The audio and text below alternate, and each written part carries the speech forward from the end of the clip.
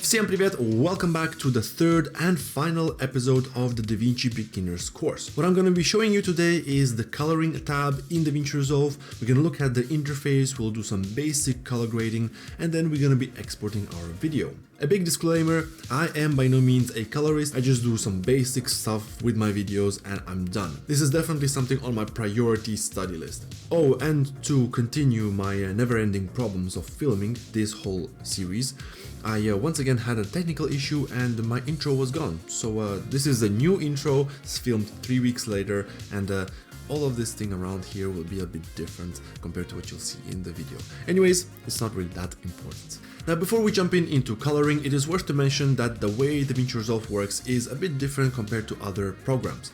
For example, if we compare to Premiere Pro, in order for you to color grade in Premiere Pro, you would need to use an adjustment layer that you would put on top of your clips. And then this adjustment layer, you will add an effect or a plugin that allows you to color grade. In Davinci Resolve, you have a completely separate tab for color grading, and inside it uses a node-based system. The way I think about nodes is the same way as layers in Photoshop, if you've ever used Photoshop. If you're not, I have a detailed explanation about how layers work in Photoshop, and I'll put it like somewhere over here. So basically, a layer or a node is a workspace where you can do all your adjustments. Sometimes you would want to apply some effects which are completely on different layers or nodes so that one does not affect the other one at the same time. Then you have effects that you can turn on and off, which gives you a bunch of different effects that you can apply in the coloring. And then you have the slide box, which honestly I've never used, and we will not cover it. Underneath you have a few little things here. So on your left side you have this 51%. This is the size of your screen, so you can press fit, for example. You can go back to 75. So this is the same thing as you've seen in the other screens. Then you have your timeline time, so where are you currently on your timeline, and also you have your bypass of color and fusion effects. Then you have the enhance viewer. So what this does is when you open it, it expands your whole screen. This is very handy when you want to just kind of look at your footage once again in a bigger screen, and you can just press it back and it will show you again all the other elements. And then you also have these 3 dots, which has a bunch of different effects, which we will not go through it because there's no point of it. We have our pointer, our hands. Honestly, I've never really used the hand, I always use the pointer and it always works to move things around. Then you have this clip which adjusts the size of the nodes that you can visualize on this workspace. And then you have these 2 buttons, and you can have even up to 4, I think. And it basically gives you more ways of applying color grading. So for instance, you can either apply it on this clip, or if you have a group of clips that you put together, which you can do it in the coloring section, then you can also change the color grades of this group altogether. So the first thing that I like to do is to always pull up my vector scopes. This way I can see what is happening inside the image or the video and then adjust accordingly to make better decisions. So you can do this by going on your right side. You have this little icon here with like a grid and little bars. Just press on it and it's gonna show you up the scopes. And you can change it by pressing on the parade. You have this drop down menu and then you can choose the one you want. For now we're gonna stay in the parade, and next what I'm going to do is I'm going to do just light coloring of my video. So what I can see is I have some space between my image and the brightest section of the video. Well, in fact, the way you look at this whole vector scope is that 0 is your absolute black, so this is where it starts clipping and you lose information because it becomes just purely black. And where you have 1023, this is your pure white, and everything that touches or goes over it is completely clipping. But the general rule is to have your image just below the line, both from the top and from the bottom. So in this case I do have some space, and I can see that my footage is touching or barely touching the zeros, so the blacks. So we can just play around and to adjust it a little bit. So how are you going to be doing this? So on your left side you have your primaries, color wheels. There's a lot of them. There's this primary color wheels, you have your color bars, you have your log wheels. We are not going to go through all of them, there's just way too many. We're going to just focus on our color wheels. So we have here 4 different wheels. We have our lift, which represents the darkest parts of our image, the gamma, which represents the mids, and we have the gain, which represents the lightest parts of our image. And then we have our offset, which is a combination of all 3 of them. Now, within the circle, you see it's very nice and pretty. This is where we can change the color of each section. So right now it's in the center, so they're all 0. And as you can see, I'm just dragging all the darkest parts over to the reds, for instance. If you want to undo, just press this button and it resets this whole section back to 0. And then you have a wheel on the bottom here, which represents the brightness. As you can see, you have this outer rim here, which is in white. And as you move it, it's going to increase or decrease. And this basically will brighten or darken your image. So in our case, what we want to do is we want to look at our brightest sections and lift it up a little bit to increase our brightness. So let's take our gain, let's just move it a little bit to the right to increase it. So just like this, just before it touches the top line.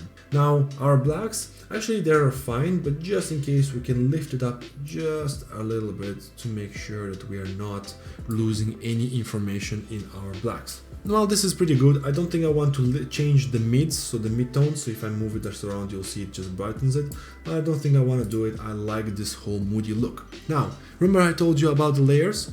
Well, let's apply some additional effects to it, but we'll do it on separate layers or separate nodes. So we have here our first one, and we will right click and change the name to contrast. And now next what I like to do is to fix my color balance. This is important just to make sure that all your whites are actually white, and at the same time you also look at all the other colors and make sure that they are the truly representations of their selves. This really depends, because sometimes you want to have a more yellow picture or you want to have a more reddish picture, depending on what are you going for in terms of your style of your videos. But overall, it's also a good idea to balance your colors before you're doing any color grading. So there are many ways you can do this in Davinci Resolve, and the most basic one, and in a nutshell all of them do the same thing, is they basically balance the channels of red, green and blue. They have to be equal. So in this case, in my scopes, you can see that my red is more dominant, so we need to play around to make it as balanced as possible. How are we gonna do this? Well, we can use our lift, gamma and gain and just play around with the colors, shifting them to the opposites of these colors to make sure that it becomes as balanced as possible. For example, in our highlights, we can see that the red is more dominant. So let's take our gain and then push it back towards blue and green. So let's see how it changes. See, I'm removing red and I'm adding more blue, and it becomes a bit more balanced now. I can see now that our greens is a little bit lacking. So maybe if I move our little dot a bit to the green, then maybe I can just balance it even better. So let's say over here, and now as per the scopes, we are balanced, even though the image does look kind of bland. But we can try to fix it now. So this is done with white balance, so we can actually rename this node with contrast plus white balance. And the next issue we have is our face. Our face looks very kind of zombie-like. We need to add a little bit of color to it. So the first thing I'm gonna do is add a node, and we're gonna name it as face. The thing is that if I'm gonna try to right now change anything, it's gonna affect the whole image. But I want to only affect our face. So what you can do is you can go to your qualifier right here, and if you don't know how to get there, just have the tabs right here and just press qualifier. I'm going to press on and part of an image that I want to select. In this case, I'm going to take my cheek right there, and nothing happens. Actually, something did happen, and you can see it in the node itself. To see what the node sees, just press Shift H. Now you will see everything that you selected using the qualifier. And you can then go and refine this to select a better area. For instance, I can change my hue. Maybe I can separate the hue a little bit so that it selects more of my face. Just like this. There we go. Now I'm gonna also change a bit my saturation, maybe if it does something or not. So like that. Maybe luminance. There we go. That's nice. Let's maybe increase this. Let's also soften it a little bit so it's not so harsh. On both sides, there we go. Yeah, that's fine for me. Now I can press Shift H again to go out of this view. And now to help me adjust my skin tones better, I can go to my parade here and change this vector scope to a vector scope actually. Now I'm gonna look at this vector scope and try to adjust it as close to this line. If you don't have this line, don't worry, just go to your settings here and just tick this option called Show Skin Tones Indicator. And the idea is to have it as close as possible to the line. Also remember that the closer all your whites is to the center, it means that there's less saturation, and the further there's more. So in this case, I do want to also add a little bit of color here. So let's first go to our saturation, which is on the bottom, and I'm gonna just increase it a little bit more until I am happy with what I see. So let's say like this, for instance, for now. And then I'm going to move, let's say, our offset a little bit, maybe to the yellowish side to get a bit of the orange feel. This is a bit too much. As you can see, we're crossing the line already. So maybe just a little bit, just a tad bit, not too much. And now I look a little bit more alive. Maybe the saturation is a bit too much, so maybe I can just tone it down. Then maybe I can go back to my contrast and into the curves and just a little bit pull down the mids so that I have a bit of a contrasty image.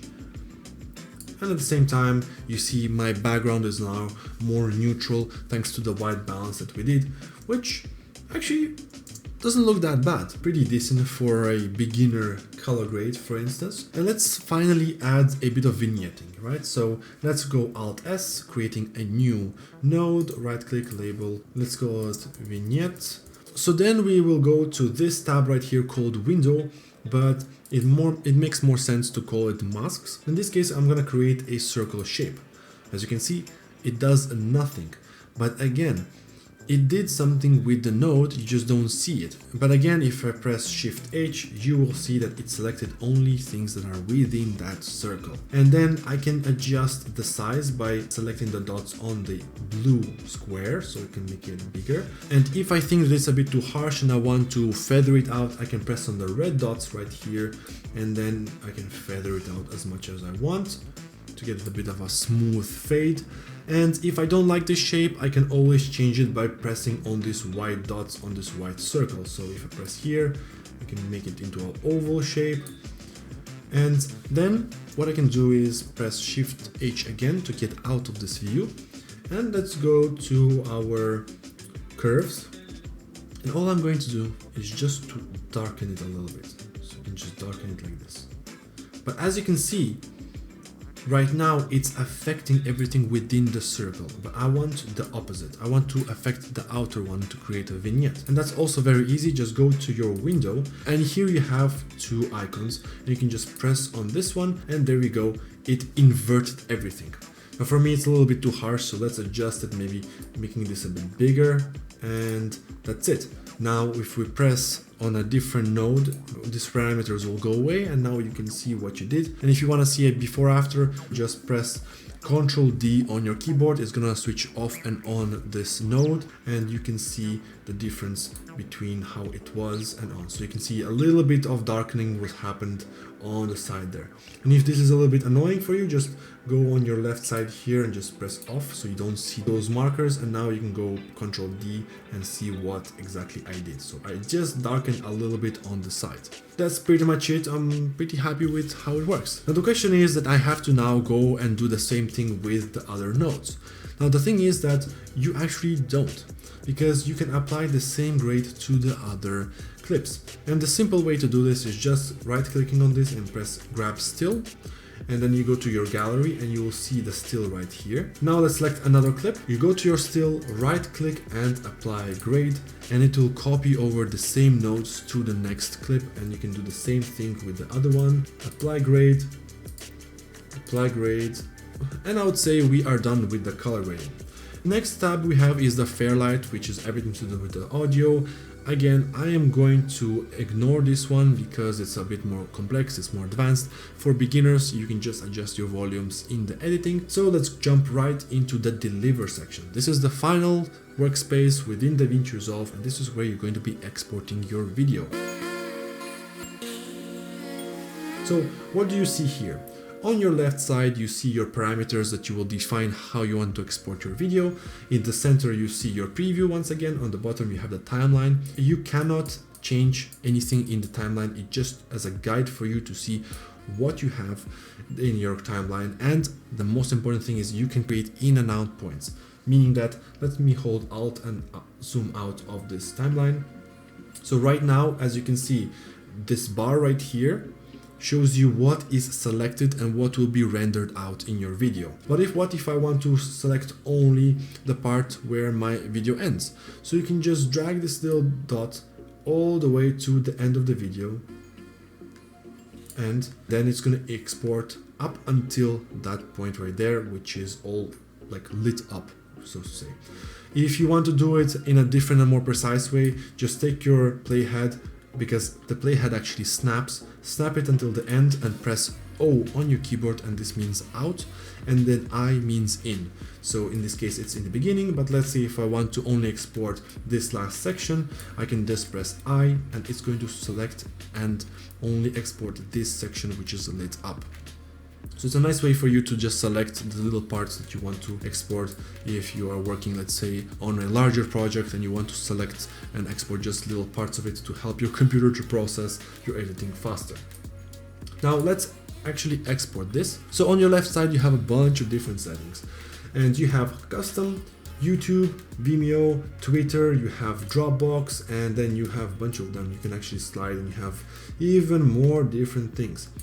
Basically what it means is that Davinci Resolve already has a bunch of different predefined presets that can help you to quickly render out things. Or for example, just YouTube, which is the most basic thing that you can use in order to upload videos on YouTube. So here you have your file name. So what we can do is we can change the file name to, let's say, hello location. Just press browse and then select where you want to save it. Then you have your resolution. So right now by default it's 1920 by 1080, so it's a 1080p video.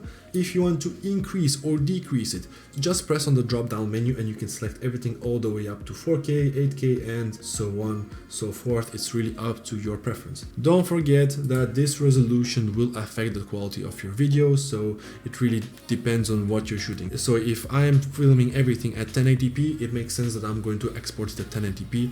Otherwise, trust me, 4K will be just looking really muddy and crazy. Frame rate is 50, which is the frame rate of the timeline. Remember what I told you, when you're importing your files, you need to define immediately which frame rate you want to work in, because afterwards you cannot change it. So format is MP4 or QuickTime. I always recommend you to go with MP4. With the video codec, I do recommend H.264 for the most basic thing, because every appliance, be it a computer, a tablet or a phone, will read it. Type, this basically defines how you want to render it. It says AMD because I'm going to use my graphics card. And then you have also a couple of audio settings. Honestly, never really change it. It just stays like it is. If you want to have a more tailored export, you can press custom and then you have more options to play with. For example, Instagram is known for having a very harsh compression, which destroys the quality of your video. So you need to kind of change a little bit the settings to make sure you have the best maximum quality when you're uploading to Instagram. If you want to see a tutorial on how to export for Instagram, do let me know in the comment section below. I'll definitely make a video for you. So with my basic YouTube settings, I am happy with it. Let me go back again and change the file name to hello, and then I will press add to render queue on the bottom of the screen. Now you might be wondering, why do you press this but there is no render? And this is because you can give Davinci Resolve multiple jobs at the same time, so it's gonna just do them one by one. This is handy when, for example, you're working on very big files or very big edits, and to speed up your system, you would want to render certain like bits and pieces with like effects, so that then you work only with one small file. So then what you can do is just define your in and out points, as I mentioned before. So let's say that I have an in and out point here, so in and out, and I will press add render queue, so it will only export that specific section. And then I can go here, do in and out, and press add render queue, and it will only export that specific section. In this case, I only want the whole project, so I'm going to delete the last two that I created. And all you have to do is just press render all, and it's going to go ahead and render the whole video. And then once it's done, it's going to say it's completed, and voila, you are done with your first edit. And this concludes our beginner's course on Davinci Resolve. I know this has been quite a long 3-part video compared to some of the videos you can find on YouTube by other content creators, but I think nevertheless this is a good introduction towards this whole program, not only with the interface but also with a hands-on application of how you can use some of these tools. And this should give you a good beginner's understanding of how you can use this program and to start editing your own videos. Do let me know in the comment section below what you think about this tutorial. Did you enjoy? Did you learn something from it? Do you want some more videos about this? If you have any suggestions, do let me know. I can go down deeper into some aspects, whatever you are more interested in. And if you did enjoy it, do please put a thumbs up. It will really help me out. Thank you for watching, and I see you in the next one. Пока!